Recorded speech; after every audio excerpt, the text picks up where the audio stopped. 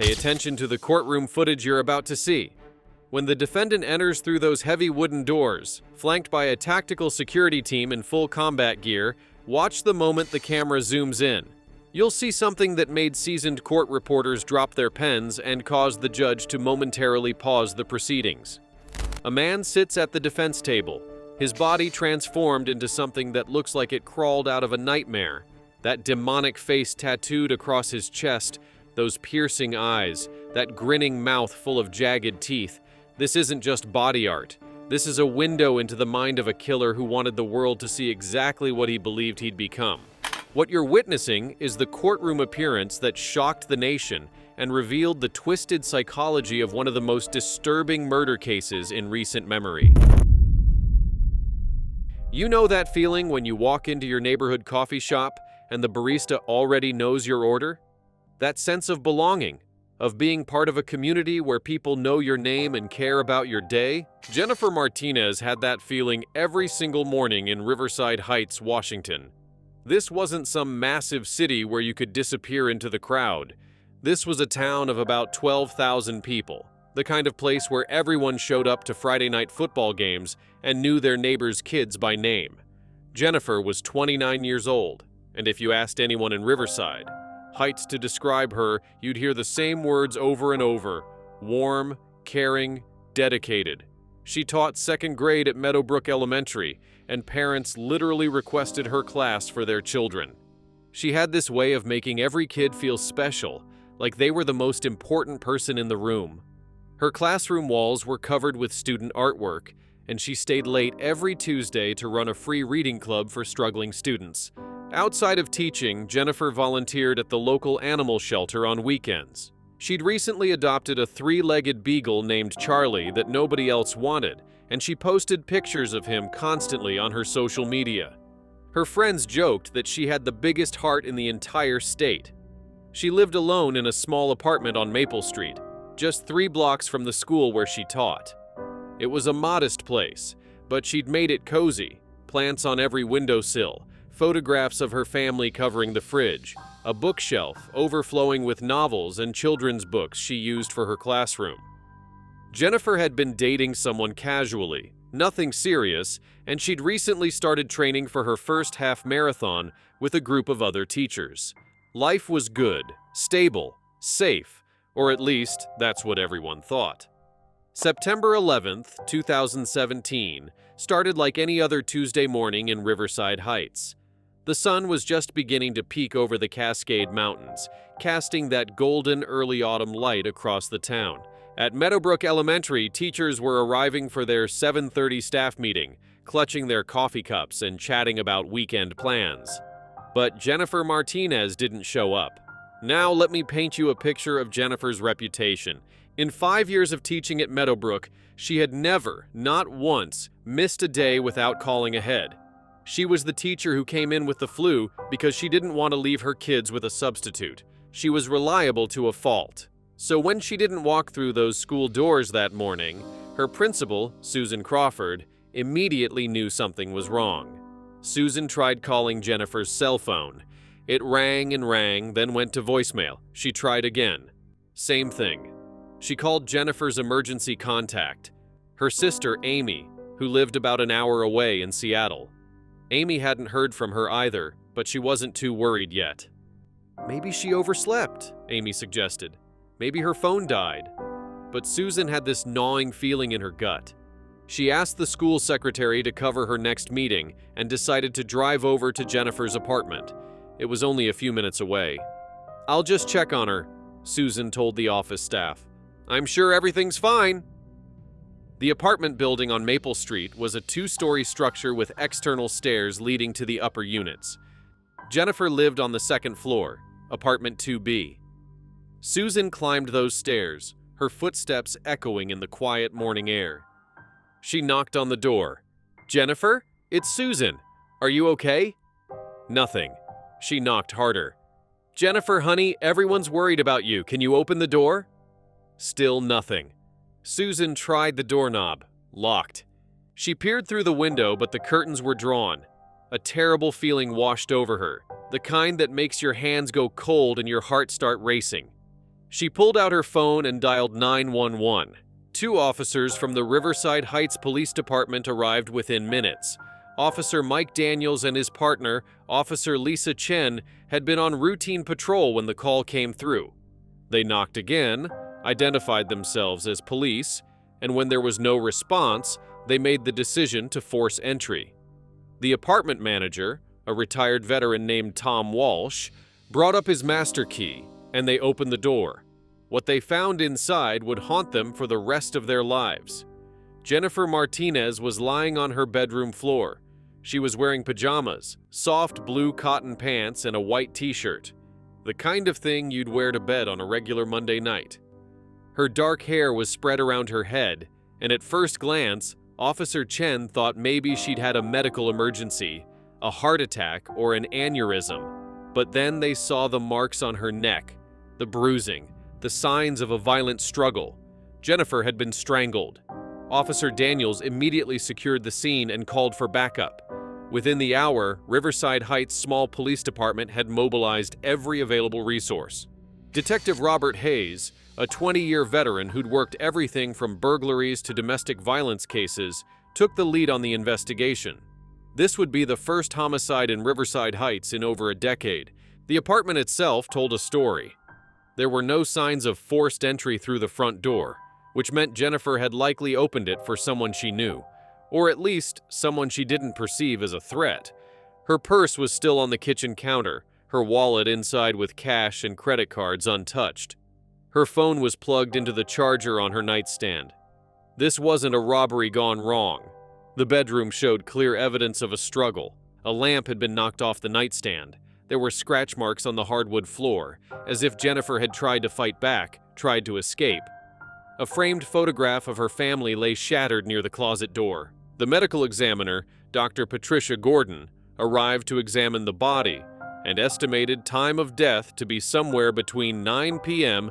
and midnight the previous night, Monday, September 10th. Here's what made it even more horrific. Jennifer had defensive wounds on her hands and arms. She'd fought for her life. She'd tried desperately to survive. And whoever killed her had been strong enough, determined enough, to overpower her and end her life in her own bedroom, in what should have been the safest place in the world. Detective Hayes began the methodical process of interviewing everyone in Jennifer's life. Her ex-boyfriend from 2 years ago, he'd moved to California and had a solid alibi. Her current casual dating interest, he'd been at a conference in Portland with 30 witnesses.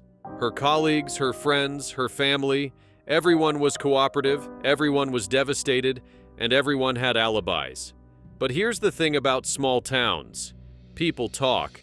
And within hours of Jennifer's body being discovered, whispers started spreading through Riverside Heights. The barista at the coffee shop Jennifer frequented mentioned that there was this guy who always seemed to watch Jennifer a little too closely when she came in. A couple of Jennifer's friends remembered her mentioning that she felt like someone had been following her a few weeks back, but she'd brushed it off as paranoia. The apartment manager, Tom Walsh, recalled seeing an unfamiliar car parked near the building late at night several times in recent weeks. A dark sedan, though he couldn't remember the exact make or model. Detective Hayes pulled Jennifer's phone records. He examined her social media accounts. He interviewed every single person who'd interacted with her in the past month. And slowly, very slowly, a name started to emerge. Not from Jennifer's immediate circle, but from the periphery of her life. Marcus Venturi. The name meant nothing to Detective Hayes at first, but when he ran it through the system, alarm bells started ringing. Marcus Venturi, 36 years old, owned a tattoo parlor called Dark Ink on the outskirts of Riverside Heights. He had a history of domestic violence charges from years ago, charges that had been dropped when the victim refused to testify. He'd been arrested twice for assault and battery in his 20s, served some jail time, and had been released about 8 years prior. When Detective Hayes showed Jennifer's friends a photograph of Marcus Venturi, two of them immediately reacted. "Oh my God, that's him," said Jennifer's best friend, Rachel Moore. "That's the guy from the tattoo place. Jennifer went there once to get a small tattoo of a bird on her ankle, like maybe 3 months ago. She said the experience was really uncomfortable. The owner was too friendly, too personal, asking her about her relationships and where she lived. She never went back. Let me tell you about Marcus Venturi. He was a big guy, over 6 feet tall, and built like someone who spent serious time in the gym. He'd been a tattoo artist for nearly 15 years, known in certain circles for his dark Gothic style. People who wanted demons, skulls, and horror-themed pieces sought him out, but his reputation wasn't great.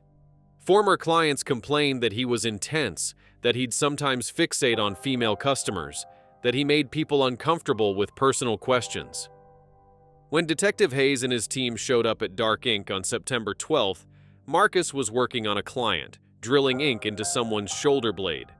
He looked up when the officers walked in, and Hayes said later that there was something in Marcus's eyes. Not fear, not surprise, but something else.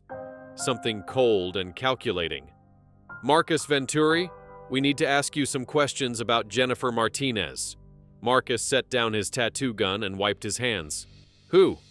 "Jennifer Martinez, 2nd grade teacher. She came to your shop about 3 months ago." "I see a lot of people," Marcus said, his voice flat and emotionless. "I don't remember everyone." But when Hayes showed him Jennifer's photograph, something flickered across Marcus's face.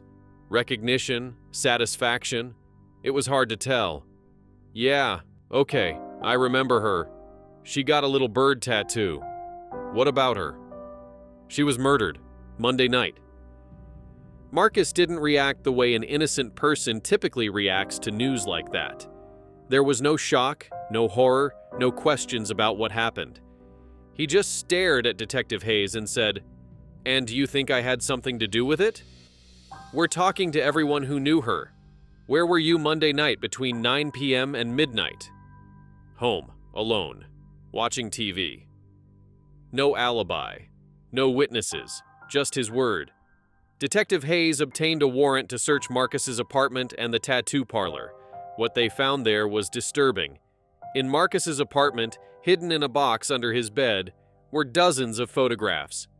Printed photographs, the old-fashioned kind, taken with a telephoto lens. Pictures of women, lots of different women. And right there, in a separate envelope marked with a red star, were photographs of Jennifer Martinez. Jennifer walking to school. Jennifer at the grocery store. Jennifer jogging through the park. Jennifer sitting in her apartment window, visible through a gap in the curtains. The photos spanned weeks, maybe even months. Marcus had been stalking her, documenting her every move, and she probably never even knew the extent of it. The discovery of those photographs gave Detective Hayes probable cause, and Marcus Venturi was arrested on September 13th, just 2 days after Jennifer's body was found. He was charged with first-degree murder and stalking. But here's where this case takes a turn into territory that nobody, not the investigators, not the prosecutors, not the community, could have predicted. Marcus was held at the Clark County Detention Center while awaiting trial. His bail was denied due to the severity of the charges and his history of violence. The evidence against him was strong but circumstantial. The photographs proved he'd been stalking Jennifer. His lack of alibi was damning, but there was no DNA evidence, no fingerprints at the crime scene, no murder weapon recovered. The prosecution knew they had a fight ahead of them. Jennifer's family was devastated. Her mother, Patricia Martinez, could barely speak at the press conference where she begged the community for any additional information about her daughter's murder. Her father, Miguel, a retired construction worker, looked like he'd aged 10 years in a matter of days. Her sister Amy stood between them, holding them both up, tears streaming down her face as she talked about the little girl who'd grown up to be an extraordinary teacher and human being. The community of Riverside Heights rallied around the Martinez family. Vigils were held at Meadowbrook Elementary. Students made cards and drew pictures for Jennifer's family. A memorial scholarship was established in her name. The local newspaper ran story after story about the young teacher whose life had been stolen. The trial was set for March 2018, giving both sides 6 months to prepare.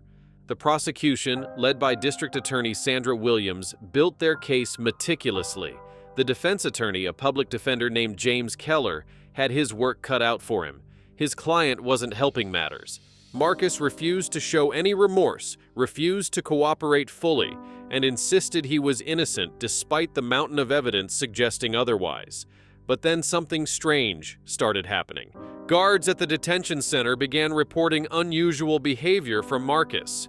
He'd become obsessed with drawing, spending hours sketching elaborate designs on any scrap of paper he could get his hands. The designs were always the same themes: demons, monsters, creatures with sharp teeth and hollow eyes. He'd stopped participating in recreation time and would just sit in his cell, drawing and muttering to himself. And then, one of the guards discovered something that made everyone deeply uncomfortable. Marcus had somehow gotten his hands on a makeshift tattoo gun. Nobody knew exactly how. Prison contraband has a way of materializing even under strict conditions. But he'd fashioned something from a motor, a guitar string, and parts from a pen. And he'd started tattooing himself. The guards confiscated the device immediately, but the damage was already done. Marcus had added new tattoos to his arms and chest, crude and painful looking, but clearly intentional. When questioned about it, Marcus just smiled and said, "I'm just showing everyone who I really am." The warden increased security around Marcus. He was moved to a more isolated cell. Additional searches were conducted. But here's what nobody could have predicted. Marcus had help from the inside. A detention officer named Brian Foster had been working at the facility for 3 years. He was generally well-liked, did his job competently, and nobody suspected anything unusual about him.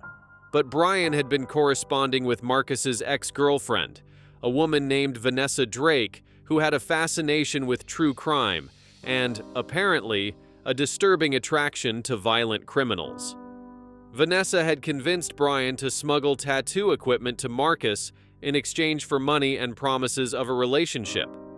Brian was arrested in November 2017 after a routine inspection revealed the smuggled items. He confessed immediately, seeming almost relieved to get it off his chest. He told investigators that Marcus had been planning something, that he wanted to transform himself for the trial, to make a statement that would change everything.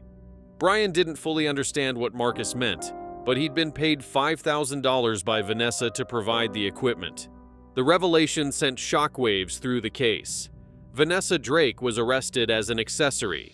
Brian Foster lost his job and faced criminal charges. But Marcus? Marcus just kept tattooing himself every chance he got. Despite increased security, despite being monitored more closely, he found ways to continue his disturbing transformation. By January 2018, Marcus Venturi had covered significant portions of his upper body with new tattoos. His neck now bore tribal patterns that looked like cage bars wrapping around his throat. His face had been tattooed with geometric designs that created an illusion of a mask or a prison, and his chest had been transformed into the face of a demon. 2 massive eyes, colored in shades of blue and yellow, stared out from his pectoral muscles. Below them, a wide, grinning mouth full of jagged, green-tinged teeth stretched from one side of his ribcage to the other. The effect was nightmarish. When Marcus stood shirtless, which he'd insisted on doing during at least one court appearance, causing chaos in the courtroom, it looked like a monster was inhabiting his body. Dr. Elizabeth Warren, a forensic psychologist brought in to evaluate Marcus, testified that he exhibited signs of severe antisocial personality disorder and possible schizotypal features. But she stopped short of declaring him legally insane. "He knows right from wrong," she explained. "His actions are calculated. The tattoos are a form of intimidation and control. He's trying to manipulate the proceedings." The defense brought in their own expert, Dr. Michael Torres, who testified that Marcus was clearly suffering from severe mental illness, that the tattoos were manifestations of a fractured psyche, and that he was not in his right mind during the commission of the alleged crime. But here's what really horrified everyone involved in the case. In February 2018, forensic analysts examining the tattoo ink that had been confiscated from Marcus's cell made a disturbing discovery. Some of the ink, specifically a darker pigment that Marcus had been using for shading, had been altered. It wasn't just carbon-based black ink. It contained microscopic particles of cremated remains. Let that sink in for a moment. Human ashes. The forensic team traced the source, and what they discovered sent a chill through everyone in law enforcement. After Jennifer's body had been autopsied, it had been released to her family for cremation, per her documented wishes. The cremation had taken place at Riverside Memorial Gardens, and someone, investigators eventually determined it was Vanessa Drake, acting as an intermediary, had bribed a staff member at the crematorium to provide a small amount of Jennifer's ashes. Marcus Venturi had been tattooing himself with ink that contained his victim's remains.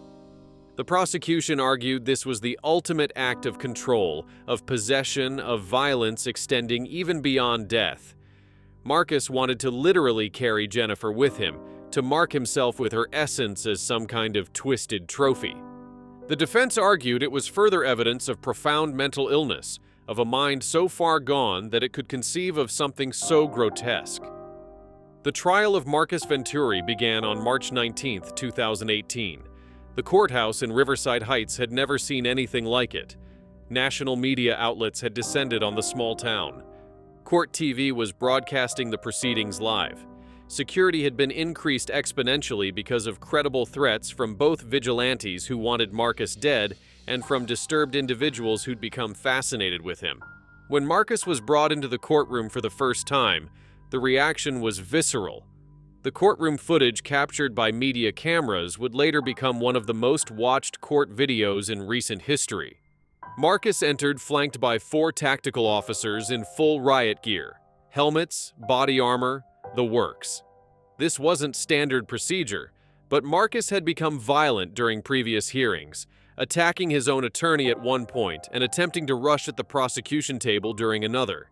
He was shackled at the wrists and ankles, but he walked with this unsettling confidence, this swagger that seemed completely at odds with the situation. He wore an orange detention center uniform, but he'd convinced the court that he had a right to religious expression, a claim his attorney had somehow gotten approved, and he was allowed to appear without a shirt under his vest, meaning his disturbing tattoos were on full display. When he sat down at the defense table, the camera zoomed in. You could see everything.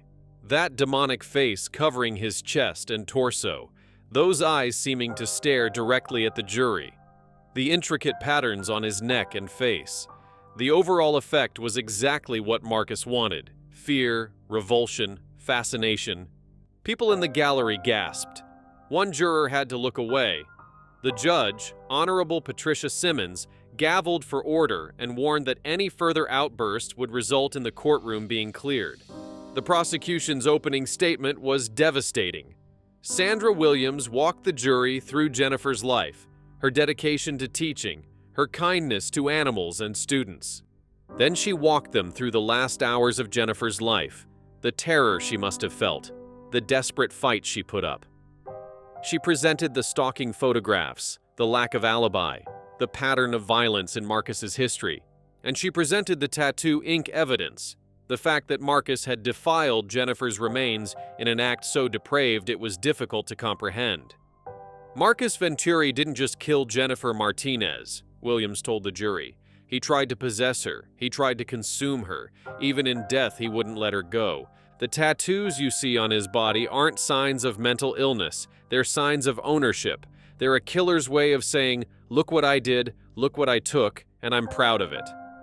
The defense's opening was more measured. James Keller acknowledged that his client had made poor decisions, that the stalking behavior was wrong, but he insisted that the prosecution had failed to prove Marcus actually murdered Jennifer. "Where's the DNA?" he asked. "Where's the murder weapon? Where's the direct evidence that puts my client in that apartment on the night of September 10th? Yes, Marcus was obsessed with Jennifer. Yes, he made terrible choices. But obsession isn't murder." The trial lasted 3 weeks. The prosecution called witness after witness. Jennifer's friends testified about her mentioning feeling followed. The apartment manager described the suspicious car he'd seen. Detective Hayes walked the jury through the investigation, through the discovery of the photographs, through the evidence they'd collected. Dr. Gordon, the medical examiner, testified about the cause of death, manual strangulation. She described the defensive wounds, the signs of struggle. A forensic analyst testified about the tattoo ink, about the presence of cremated remains, about the chain of custody that proved those remains were Jennifer's. The defense called their own experts who testified about Marcus's mental health history, about childhood trauma, about a documented brain injury from a motorcycle accident years ago. Character witnesses testified that Marcus could be kind, that he wasn't always this way, that something had broken inside him. But the prosecution had one more card to play, and it was the footage from Marcus's arrest. Detective Hayes testified about the morning of September 13th, when they'd arrested Marcus at his apartment. Marcus hadn't resisted, he'd just smiled, that same cold, calculating smile. And as they were putting him in handcuffs, as Detective Hayes was reading him his Miranda rights, Marcus had leaned close and whispered something. The courtroom fell silent as Hayes repeated those words. "Now I wear the face I've always had inside." The defense objected, argued the statement was taken out of context, that Marcus was already in a dissociative state. But the damage was done. The jury had heard it, and when combined with everything else, the stalking, the photographs, the tattoos, the ink containing Jennifer's ashes, it painted a picture of a man who knew exactly what he was doing. Here's what investigators had pieced together. Marcus had become obsessed with Jennifer after her single visit to his tattoo parlor. He'd started following her, photographing her, building an entire fantasy around her. When she didn't return to the shop, when she didn't show any interest in him, his obsession turned dark. He began to believe she belonged to him, that he had a right to her. On the night of September 10th, he'd waited until dark and gone to her apartment. Maybe he'd pretended to be someone else. Maybe he'd caught her taking out the trash, but somehow he'd gotten inside. Once there, he'd confronted her. When she refused his advances, when she tried to call for help or escape, he'd snapped. He'd strangled her, taken her life, and then he'd left. The breakthrough in the evidence came when investigators re-examined Jennifer's apartment one more time, months after the initial search. They'd been looking for anything they might have missed, any tiny detail that could definitively place Marcus at the scene. And they found it, the security camera at the apartment building's parking lot. The building manager, Tom Walsh, had mentioned early on that there was a camera, but it had been broken for months, or so he thought. When investigators took another look, they discovered the camera had actually been recording, but the feed was saving to an old, nearly full hard drive that Walsh didn't know existed. The footage was grainy, the angles weren't perfect, but there, clear as day on the night of September 10th at 10:47 p.m., was Marcus Venturi's car pulling into the parking lot. The camera captured him getting out of his vehicle. It captured him walking toward the building entrance. And then, at 11:36 p.m., it captured him leaving, walking quickly back to his car, looking around to see if anyone was watching. The timestamp matched perfectly with the medical examiner's estimated time of death. When this evidence was presented to the jury, the same security footage that had been part of the media coverage from the beginning, the defense's case collapsed. There was no explaining it away. Marcus had been there. His car, his build, his gait all matched. The prosecution played the footage over and over, showing the jury how Marcus had arrived, how long he'd been inside, how he'd left. James Keller tried to argue that the footage was too grainy to definitively identify Marcus, but the prosecution brought in video analysts who enhanced the images, who pointed out identifying features, a unique tattoo on Marcus's arm, visible even in the low-light footage, the distinctive way he walked with a slight limp from an old injury, the make and model of the car matching his registration. Closing arguments were emotional. Sandra Williams spoke directly to the jury, asking them to remember Jennifer, to think about the terror of her last moments, to deliver justice. Marcus Venturi wants you to believe he's a monster, that he's not responsible for his actions because he's somehow beyond human understanding. But he's not a monster. He's a man who made a choice. He chose to stalk Jennifer. He chose to go to her apartment that night. He chose to take her life. And now, you have the power to choose justice. The jury deliberated for just under 3 hours. When they returned, the courtroom was packed. Jennifer's family sat in the front row, holding hands, Patricia Martinez clutching a photograph of her daughter. The media cameras were rolling. Marcus sat at the defense table, that same unsettling calm on his face. We, the jury, find the defendant, Marcus Venturi, guilty of murder in the first degree. Patricia Martinez collapsed into her husband's arms, sobbing. Jennifer's sister Amy closed her eyes and whispered something. Maybe a prayer, maybe just her sister's name. The courtroom erupted in a mixture of relief and continued grief. Justice had been served, but Jennifer was still gone. Sentencing came 2 weeks later. Judge Patricia Simmons looked directly at Marcus Venturi and delivered a statement that would be quoted in news articles for years to come. Mr. Venturi, you have committed one of the most heinous acts this community has ever witnessed. You took the life of a woman whose only crime was being kind, being visible, being alive. You stalked her, you terrorized her, and you killed her in her own home. And even after death, you continued to violate her memory, her body, her dignity. The tattoos you've inflicted upon yourself are not signs of illness. They are monuments to your ego, your desire for attention, your absolute lack of remorse.